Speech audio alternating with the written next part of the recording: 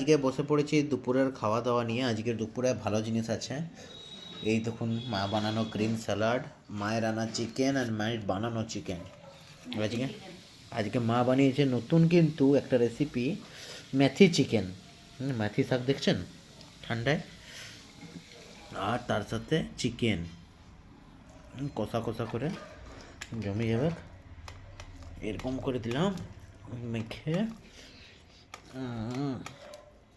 এবার ভালো করে মাখালাম, গরম গরম ভাত একদম।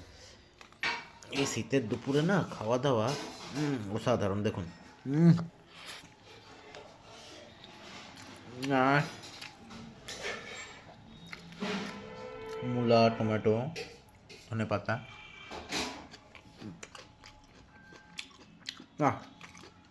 হেভি হয়ে যায়। বুঝলাম মা, মেথি চিকেন অসাধারণ হয়েছে।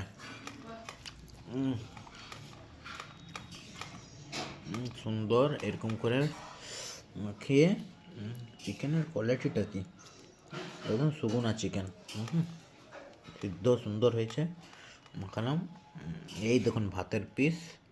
দাঁড়ান, একটা জিনিস ভুলে গেছি।